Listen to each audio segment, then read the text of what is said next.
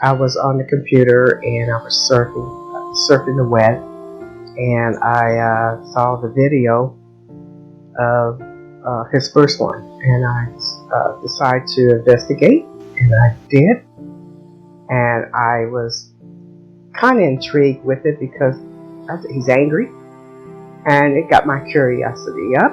And so what I did was I joined the church, and it was, in fact, it was AD who actually approved me getting in the church, and I started to get on every day and research, and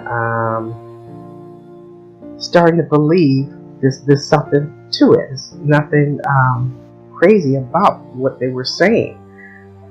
In fact, I was told a long time ago that he'll be back in my lifetime. I had a friend of mine who channeled Michael, Archangel, and he actually told me he would be back in your lifetime. And I kept that in the back of my head the whole time. So I realized that he was the real deal with the Torah code, proving everything. You know, you can't lie. Numbers don't lie. Numbers can't lie.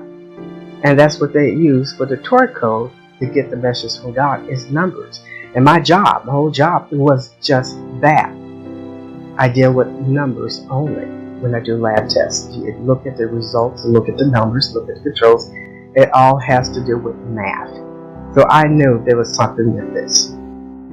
He saved my life several times since I've been in the church. I'm not going to go into detail, but he got me out of the United States. He helped me get out of the United States. And that was back in 2014.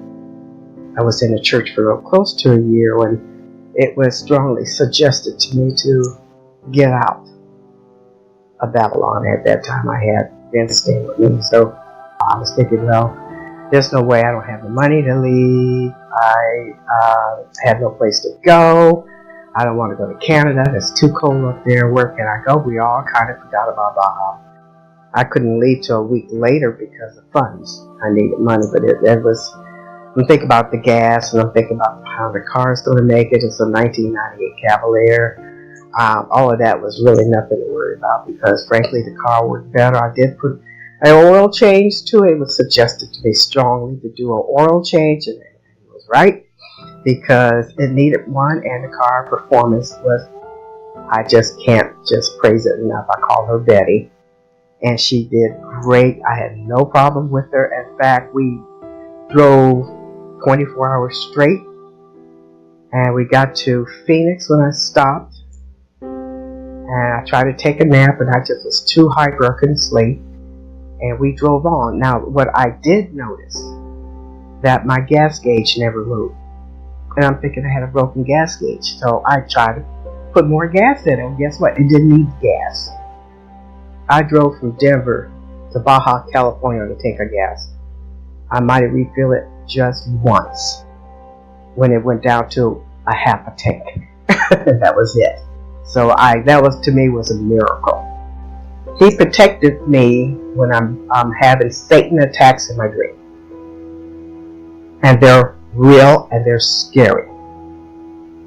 I learned to call on him in my dreams. And he'll show up, or sometimes I don't even have to call him. Bam, he's right there. And they run off. And these Satan dreams could be terrifying. He protected me. He saved my life a couple times from tumbling down the stairs. Big time. I could have broke my neck. And that was in Israel. I don't want to go into detail what he did, but if it wasn't for him, I wouldn't be sitting here talking to you right now. I seen him, not in a dream. I wasn't dreaming. I was in my room. And if you look straight at it, what you're looking at, you won't see it. You have to look at it from the side. And that's when I saw him standing next to me. I was on the computer. And the light that's around him is blinding. It's just white. It's a type of color of white you have never seen before. Yes, he's full of light. He teaches the truth. And he stand by the truth. And no, he's not lying. He never lied to me. Never, ever lied to me. And sometimes the truth hurts, but he's not lying to me. It's a shame that these governments don't want to cooperate with him. He speaks the truth. I had a dream of him when I first got into the church. He was in a room, like an office room, with a library books behind him, and he's at the desk doing these numbers. And he wore the priest outfit. You know how the Catholic priests look like, in the black shirts and a white collar. He's wearing one of those, and I'm just standing there watching him. He pushed back the chair and he got up from the desk. He walked around the desk and he came up to me and he sat down, put his hands in his lap, and he looked straight at me. I don't remember much after that. I was done. The thing about it, I knew who he was. I knew right away, and I was shocked that I saw him. That was my first dream of him. The second dream was the next day. He actually appeared to me, and he's kind of scared because I didn't know too much about the Bible. He showed up, and I found this out later on, as a lion. A huge big lion just came up to me. I'm standing there. I said, what the, this is a dream. I was scared. And he just lay down next to me, and he just ignored him. And I realized in the dream that he was protecting me. I was taking, a bunch of pills a day. Blood pressure, heart medicine.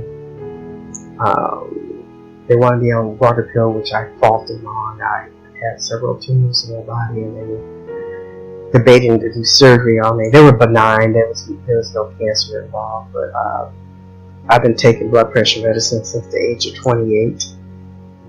And I'm in my 60s right now. But it took about 2 months with his guidance, how to get off all medication, change my diet. Okay, got rid of all my bad habits. Thank God I stopped smoking before 2014. And I got healthier.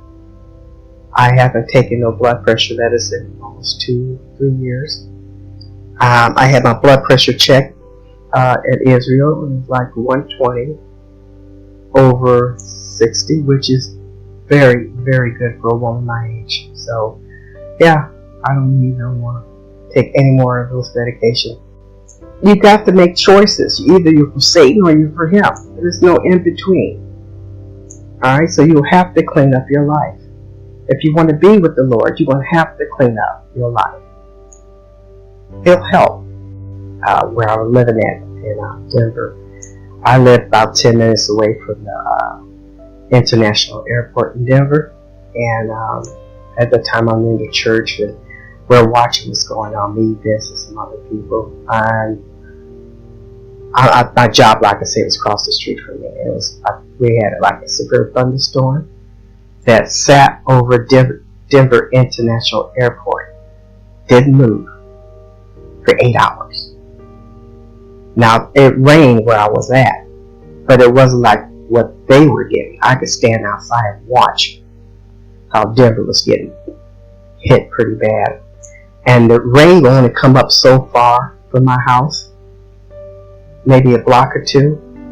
I could walk up to the 7-Eleven store where the rain stopped and step over that line where it's raining at. It was just pouring. I could step away from the 7-Eleven store and it's not raining. So to me, it was pretty funny because the Lord actually flooded the underground railroad system they got there. And I got that confirmed with a customer the next day. Came to my job at the customer service desk, and he was shaking his head. He said, wow. I said, what's wrong? He said, I work at the Denver International Airport. I said, yeah.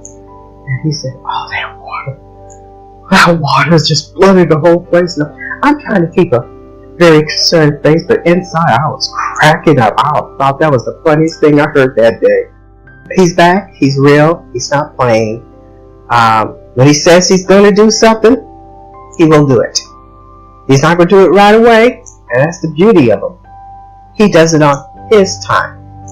He doesn't do it on our time. And that's important. People think, well, things are not happening like it should.